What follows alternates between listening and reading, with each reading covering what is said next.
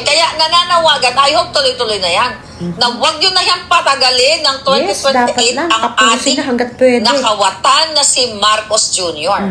Ngayon, ano sinasabi nila, mga kababayan? Ito grabe. Si Bato, dineclare nila na si Bato ay armed and dangerous. Grabe, sabi ng NBI, sabi ng Bangag, dahil utos yan ni Lisa Tanas at ni Bangag Jr. Sa bagay, baka labanan na talaga sila niyan. Kasi posible talagang papatayin nila si Senator Bato. Sandamukal sigurado ang maghahanap. O gugurgurin nila at sasabihin nila, nanlaban kaya ginurgur namin. Okay? So mga kababayan, unang ulitin natin na hindi nagtatago so walang sa kaso batas. sa Pilipinas si Bato Si Senator Bato. Akalain mo yan? Anong klaseng mga sa batas ng Pilipinas, kundi sa ICC.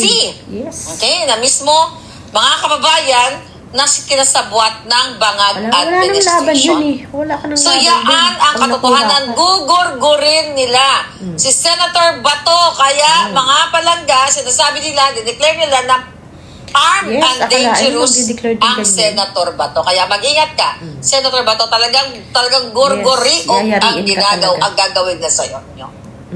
Strategy nila yan.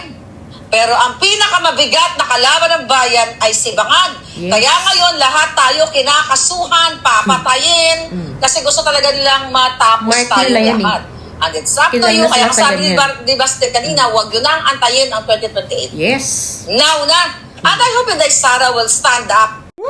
So ayan, grabe no. Talagang yayariin nila sa Senator Bato. Siguro ang order dyan buhay o patay, ikukuhanin na nila Kasi kung ganyang arm na dinideclare nilang ganyan, so ibig sabihin, maaaring lumaban talaga na delikado tong tao na to. Kaya yan, magpapadat sila ng sandamukal, makuha lang nila sa Senator Bato. Kaya Senator Bato, mag-ingat ka, galingan mo ang pagtatago. Sa bagay, mabilis ka naman tumakbo at saka sabi naman ng mga kasama mo well trained ka naman talaga sa mga ganyang bagay, lalo na dyan ka sa kabundukan naman ng nagtagal din, diba? Tapos eto nga, talagang dapat nang matapos tong bag na to, napakakapal ng pagmumuka, akalain mo. Si PRRD na napakagaling, napakadaming ginawa na talagang naramdaman ng tao. Hindi naghangad na mag-extend man lang kahit isang buwan. Ikaw na puro singkot lang at wala ka namang nagawa, gusto mo pang mag-extend? Ibang lakas ng amats mo. Kaya talagang dapat tapusin ka na Sana talaga magtuloy-tuloy na to. At yung sinasabi ni Kong Lebeste na magpapadala siya ng barko para yung mga tao makapunta ng Manila. Sana naman sila ni Chavit magtulungan sila kasi kung maraming tao kahit gaano pa kadami ang mga barikada at mga pulis yung yan, wala yan. Wala yan. Sabi nga ni Captain Dado bigyan nyo lang kami ng maraming tao na talagang handang magsakripisyo. Tapos yung mga yan. Mabaho ang bunganga ni Bangag. Baho o bakba ang ihutang gagong jutang Jenemes. Sinabi yan ni Basti. Diba? Galit na galit si Basti. Pinagbumura yung mga yawa na mga mainstream media, mga mga yawa ka mo. Sabi niya mga or look. Anyway, sobrang ang sarap ng feeling, no? Kaya naintindihan ko rin kayo, no? Kapag pala ako nagjutang Jenina sa mga Bangag dito, masaya kayo. Kasi yun din ang pakaramdam ko. Habang pinapanood ko si Basti kanina, na talagang galit na galit siya, mga kababayan, dahil na siyempre sa ginawa ng Bangag Administration na walang humpay ang pagnanakaw. Yes, inubos na. Kaya nananawagan, I hope tuloy-tuloy na yan, na huwag yun na yan patagalin ng 2028 ang ating nakawatan na si Marcos Jr. Ngayon, ano sinasabi nila, mga kababayan? Okay? Si Bato, dineclare nila na si Bato ay armed and dangerous. Sabi ng NBI, sabi ng Bangag, dahil utos yan ni Lisa Tanas at ni Bangag Jr. Alam niyo kung bakit? Kasi posible talagang papatayin nila si Senator Bato. Yes, malamang. O gugurgurin nila at sasabihin nila, nanlaban kaya ginurgur namin. Okay? So mga kababayan, unang ulitin natin, na hindi nagtatago sa batas. Yes, walang kaso sa Pinas Si Senator Bato. Okay? Sa batas ng Pilipinas, kundi sa ICC. Okay? Na mismo, mga kababayan, na kinasabwat ng Bangag Administration. So yaan ang katotohanan, gugurgurin nila si Senator Bato. Kaya mga palangga, sinasabi nila, dineclare nila na armed and dangerous ang Senator Bato. Kaya mag-ingat ka. Senator Bato, talagang gorgoriog ang ang gagawin na sa'yo. Strategy nila yan. Mark nila okay, yan. Para sinasabi nila na para makapag-request sila ng bonggang-bonggang what do you call that? Yung mga like helicopter equipments kung ano pa. Kumbaga bata-batalyon na reinforcement coming from NBI, Marine, sa mga sandatahang lakas, lahat-lahat na yan. Kasi nga dineclare nila armed and dangerous si Senator Bato.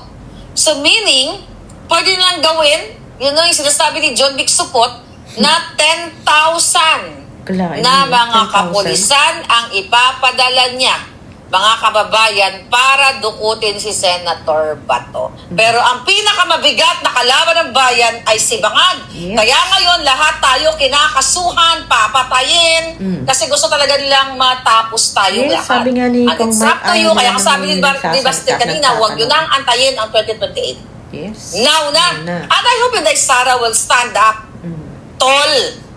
Dai, we need your voice, I think. Na kailangan mo na manawagan sa bayan before that impeachment para mawala na si Bangag. Gisingin mo yung tao. Total dahil 32 million na Pilipino ang bumoto sa'yo. At nagmamahal sa'yo, Inday Sara, all over the world. Yes, ako mismo, witness na buhay. Diba? Umikot ako dahil ng Europa at mahal na mahal kayo ng taong bayan ng mga Pilipino. And sabi ko nga, you have to do something. And I think my message, si Baste sa taong bayan, yes. Diba? Sabi niya kanina, magpapadala daw ng barko si Levis. Dahil mayaman naman, billionaire naman yan. Yes, magpapadala daw ng barko sa Mindanao para makisa. Okay? Sa pagpapatagal kay Bangag through people power. Sabi ko kanya ba pinapanood ko, hindi na natin ilipat ang Malacanang sa Yes, kung nasa Mindanao lang yan. Tapos yan. Diba? Para pag nagka-leche-leche, mabilis magpa-talsik ng mga adik ng mga magnanakaw. So ayan, grabe no. Sukdulan talaga yung gagawin nila kay Senator Bato. Kaya Senator Bato, galingan mo, mag-ingat ka. Kaya ngayon, nakita niyo yung mga post ng mga tao. Talagang nililito nila yung sila Matibag. Ang dami nilang mga post na mga AI naman, mga edit lang naman talaga yun na nasa Hong Kong na, nasa US na, nasa New York na, yung iba naman nasa barko na. Kasi nga, sa sobrang inis ng mga tao na maling-mali naman talaga yung ginagawa kay Senator Bato. Walang kaso sa Pilipinas eh. Akalain mo, itusuko nyo naman na naman ang isang Pilipino sa ICC. Anong klaseng mga tao? Sa bagay, wala naman talaga nga asang maayos eh. Bangag. Akalain mo yan? Sabi nga ni Lito Banayo, ngayon lang siya nakakita ng ganyan na yung Pangulo mismo, yung nagpupursige na ma-impeach yung Vice President niya na pinagkakautangan niya ng loob. Sa totoo lang, akalain mo Vice President mo, nanalo kayo parehas. Magkasama kayo, nanumpa kayo sa bayan, tapos ganyan ang gagawin nyo. Ibang klase talaga. Kasi yun nga eh. Bangag nga kasi hindi na, kung talagang matino naman ang pag-iisip yan, kahit pa paano tatamaan niya ng konsensya man lang or hiyaman lang, pero wala talaga. Hindi na siya kaya yung mga pakiusapan panahon, hindi na kaya yan. Sinasabi nga nung iba na dapat na itong tapusin talaga. Maraming tao na kailangan magsama-sama na para matapos to. Sabi nga ni Bastiano, gusto nyo bang mag-abutin pa yan ng 2028 o now na or ganun? Dapat talaga now na hanggat maaari. Hindi na pwedeng hintayin pa yung panibagong pasabog nila na magbabago sila ng constitution. Ako, tutuluyan nila yan. Wala naman wala silang kinakatakutan kasi sa totoo lang, yung ginawa nila kay PRRD na walang nagawa ang mga tao, yun na yun eh. Doon na sobrang lakas ng loob nila kasi wala naman pala kayong magagawa eh. Ganon yung kamahal si PRRD pero wala kayong nagawa. Diba? Parang ganon. So, ang nasa isip nila ngayon, kahit sino pwede na namin gawin yan. Nagawa nga namin kay PRRD. Yan na yung pinakamalakas na kalaban nila. Diba? Kaya ano pang laban ng mga iba kay PRRD nga nagawa nila. So kaya ganyan na lang ang ginagawa na kay Senator Bato. Ganyan na. Kahit na ano sa bagay, buti na lang, pasalamat pa rin tayo. At may mga anak pa si PRRD tumatayo katulad niya ni Baste na talagang digong na digong. So sana na lang kung isang ano na lang, isang labasan na lang, tapusin na. Sabi nga ng iba, may nananawagan na June 12. Isa na tapusin na, maghakot na. Lahat ng mga taong gusto sumama, palabasin na. Kung kailangan manawagan na lahat ng mga Duterte, lahat ng mga taong, mga kilalang tao na sumusuporta, yung grupo nila, lumabas na lahat para matapos na. Wala eh. Wala nang ibang aasahan kundi magsama-sama ang mga tao at palayasin talaga. Persahin ng palayasin. Walang pag-asa. Ayun nga, gusto pa nga niyang mag-extend, di ba? Sabi nga si PRRD nga, napakagaling, napakadami nagawa ni isang buwan, hindi siya nagtangka na mag-extend. Tapos siya na sumisinghot lang, puro kabangagan lang, walang nagawa sa Pilipinas, nilubog ang Pilipinas. Ayaw umalis sa pwesto at gusto pang manatili, gusto pang mag-extend, kapal ng pagmumuka. Grabe, walang aasahan, hindi sila aalis sa pwesto. Totoo yan, si Aymin ang nagsabi. Si Aymin ang nagsabing bangag, kapatid. Si Aymin ang nagsabing hindi aalis sa pwesto at extension pa, pati yung mga galamay niya. Oh. Eh di hayahay, kaya wala na. Pag hindi pa talaga kikilos sa mga tao, ilulubog. At sabi nga ni Atty. Rowena, talagang pag yan ay nagtagumpay pa yung mga yan, kawawa talaga. Papatayin talaga niya yung mga mahihirap. Ilulubog talaga niya ng lubog na lubog ang Pilipinas, dapang-dapa. Kaya dapat, isang kilos na lang kung talagang lahat ng mga tao na gustong tapusin yan, sumama na, magsama-sama na.